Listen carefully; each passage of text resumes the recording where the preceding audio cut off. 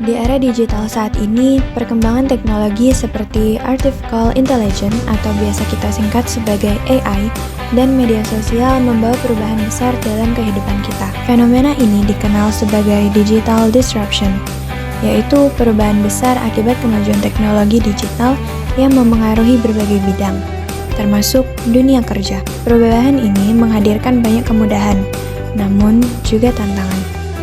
Di tengah arus perkembangan tersebut, nilai-nilai Pancasila, khususnya sila kedua, tentang kemanusiaan yang adil dan beradab menjadi pedoman penting agar teknologi tetap digunakan secara bijak.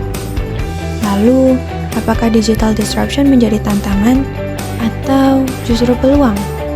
Apakah AI mempermudah hidup manusia atau malah melemahkan nilai kemanusiaan karena sebagian pekerjaan tergantikan oleh teknologi? Assalamualaikum warahmatullahi wabarakatuh. Kami dari SMK Telkom Malang dari kelompok 6B ingin menyampaikan dampak dari digital disruption. Apakah digital disruption itu membawa ancaman atau justru menjadi tantangan bagi kehidupan kita ke depannya? Mari kita simak video wawancara berikut ini. Boleh diperkenalkan dulu identitas kakak sama jabatan kakak di perusahaan ini? Oke, terima kasih. Sebelumnya perkenalkan, saya Melisa Arista Kusumawardani, biasa dipanggil Mei. Saya di Sevima sebagai Account Manager Supervisor dan juga Senior Product Trainer.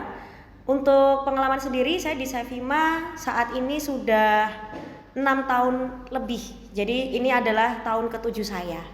Oke, baik, terima kasih atas perkenalannya. Oke, untuk pertanyaan pertama nih Kak, menurut pendapat Kakak, apa itu tentang digital disruption sendiri? Oke, digital disruption ya. Jadi digital disruption kalau sepengetahuan saya yang mungkin baru saya juga membaca, sebenarnya itu kayak perubahan perilaku dari yang dulunya itu mungkin kita masih tradisional, sedangkan kita untuk sekarang dituntut untuk memanfaatkan teknologi. Nah, contohnya kalau digital disruption ini teknologi yang mungkin sekarang lagi happening ya, itu adalah AI seperti itu. Karena kan sekarang apa-apa serba AI ya gitu. Jadi kan kayak ChatGPT itu kan udah gak asing lagi ya di kita. Itu menurutku salah satu pengertian dari digital disruption tadi sih gitu. Lalu teknologi digital seperti apa saja nih yang sudah diterapkan dalam perusahaan Kakak? Kalau untuk di Sevima sendiri sebenarnya udah banyak sekali ya gitu, karena kita kan juga salah satu pelopor edutech di Indonesia, di mana kita juga mengubah pola tradisional di perguruan tinggi itu menjadi tersistem semuanya seperti itu. Ditambah kita saat ini sedang memanfaatkan teknologi AI gitu ya, di mana itu nanti harapan kita itu bisa mensupport terutama untuk di bidang pendidikan dalam dosen ketika waktu melakukan pengajaran dan sebagainya, itu semuanya sudah terbantu dengan teknologi tersebut seperti itu. Dan teknologi digital seperti apa saja nih yang sudah diterapkan dalam perusahaan Kakak? Oke, kalau untuk yang saat ini sudah diterapkan, jadi bisa dilihat ya sebenarnya di belakang ini juga ini adalah produk-produknya Sevima seperti itu. Untuk yang diterapkan sendiri kita lebih ke fokusnya memang di bidang pendidikan seperti itu. Jadi kalau saya boleh sampaikan ini sebetulnya itu adalah Sevima ini merupakan salah satu perusahaan gitu ya, yang berhasil menerapkan digital disruption ini seperti itu. Dan contohnya sendiri kayak kita seperti produknya itu kan ada Siakat Cloud gitu ya. Ada Siakat Cloud ini adalah sistem akademik di perguruan tinggi, di mana itu dia mengubah pola sistem yang awalnya manual menjadi online semuanya. Terus ada Edlink, ini adalah untuk LMS. Kemudian ada ya macam lah pokoknya. Jadi kita mulai dari pendaftaran mahasiswa sampai nanti mahasiswa ini tuh lulus, semuanya itu udah bisa by system seperti itu. Oke, untuk menarik sekali untuk ceritanya, ternyata perubahan digital itu sangat penting dalam dunia kerja juga. Betul, pasti. Nah, menurut kakak nih, apa sih dampak positif digital disruption bagi perusahaan? Dampak positifnya yang pastinya adalah itu menjadi nilai jual lebih ya ke customer terutama, karena dengan digital disruption ini kita bisa membuat yang awalnya itu sulit menjadi mudah seperti itu, karena kan semuanya kan dikerjakan by system ya seperti itu. Dulu semua terasa menumpuk dan melelahkan. Sekarang dengan bantuan AI, pekerjaanku jauh lebih ringan. Ia merangkum laporan, menjawab email, dan mengatur jadwal otomatis. Menurut pendapat kakak, apakah AI itu dapat mempengaruhi peluang kerja di masa depan, Kak?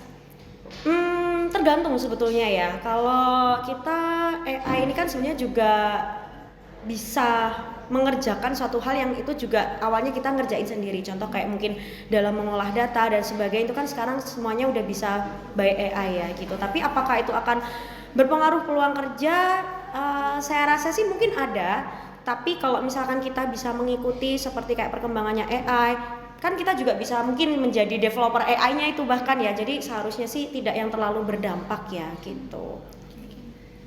Dari kakak sendiri nih, ada tantangan atau kesulitan nggak yang dihadapi akibat perubahan digital ini? Kalau tantangan pasti ada ya, karena kan juga namanya perubahan itu kan pasti kita perlu penyesuaian seperti itu. Jadi mungkin tantangannya di sini tuh kita harus bisa beradaptasi dengan teknologi yang ada sekarang seperti itu. Dan saya rasa kalau misalkan kita memang bisa mengikuti ataupun kita ada niat untuk belajar, saya rasa sih itu bisa semuanya gitu. Dan tentunya tantangan ini juga nggak hanya dari diri saya sendiri, tapi juga untuk ke orang lain juga gitu. Karena terkadang mungkin ada yang menolak untuk by system ya seperti itu. Jadi kalau saya sih itu juga menjadi salah satu tantangan kita untuk bagaimana caranya agar orang ini tuh bisa menggunakan sistem juga gitu. Seperti itu. Oh gitu kak, berarti memang ada sisi positif dan tantangan yang harus dihadapi ya kak?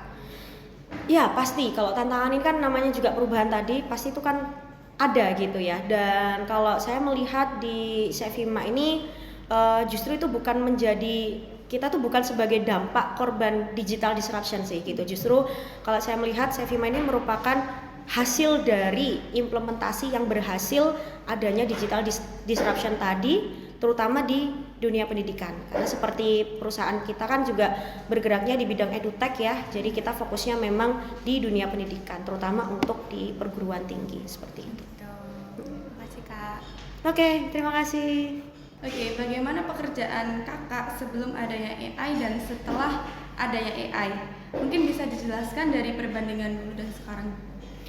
Kalau dari pekerjaan sebetulnya tidak ada perubahan yang cukup signifikan ya gitu. Cuma kalau misalkan dibandingkan dulu sebelum ada AI itu kayak kita kan harus benar-benar mencari sendiri kan terkait dengan apa yang mau kita sampaikan, apa yang kita mau pelajari gitu. Tapi dengan adanya AI itu justru itu membantu saya untuk melakukan research atau apapun itu. Karena kita sekali lagi di bidang edutech itu kita juga dituntut untuk harus bisa mengikuti update terkait dengan peraturan yang ada di dunia pendidikan. Nah, justru dengan AI ini saya sangat terbantu sekali.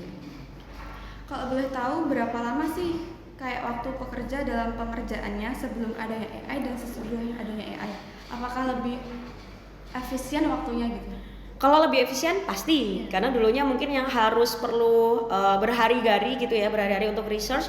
Sekarang kalau kita misalkan contoh AI yang saya pakai itu kan biasanya Gemini atau enggak ChatGPT, itu dalam satu hari aja atau bahkan hitungan jam saya bisa mengetahui informasi-informasi terkait dengan update-update yang ada di dalam dunia pendidikan itu tadi. Jadi saya rasa efisiensinya itu sangat signifikan ya dibandingkan yang dulu gitu. Menurut kakak nih, apa sih yang harus dipersiapkan buat generasi muda buat menghadapi dunia kerja di era digital seperti sekarang yang makin lama itu makin modern dan canggih? Oke, kalau saya sih ya mungkin yang harus dipersiapkan yang pasti adalah motivasi dulu. Karena kalau misalkan kita nggak ada motivasi itu kita pasti nggak akan bisa untuk mengejar perubahan itu. Sama kita harus lebih terbuka lagi terhadap teknologi karena kita nggak bisa kalau misalkan terus-terusan untuk tradisional terus gitu kan ya. Jadi kalau saya rasa sih harus ada minat dan motivasi di situ seperti itu. Sama kalau bisa kita justru di sini tuh sebagai pengembangnya gitu. Jadi nggak hanya sebagai pelakunya saja tapi kita juga sebagai pengembang dari teknologi itu tadi gitu sih. Oke, untuk pertanyaan dan jawabannya mungkin sudah cukup. Terima kasih banyak atas waktu dan penjelasannya. Semoga wawancara ini bermanfaat bagi kami dan generasi seterusnya. Terima kasih atas kesempatannya. Thank you. Sebagai calon lulusan SMK Telkom Malang, kami sangat mendukung hadirnya teknologi baru seperti Artificial Intelligence. Namun, dalam pemanfaatannya, kita harus tetap menggunakannya secara bijak. AI tidak seharusnya menjadi pengendali pikiran manusia, melainkan alat bantu untuk mempermudah pekerjaan dan meningkatkan kualitas hasil kerja kita.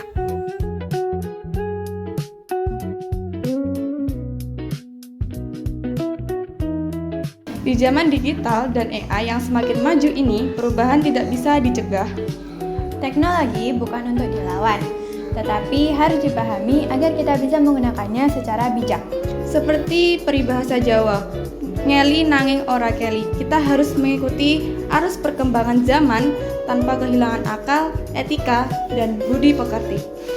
Dengan begitu, digital disruption dan AI bisa menjadi sarana untuk maju, bukan ancaman bagi kehidupan dan masa depan kita.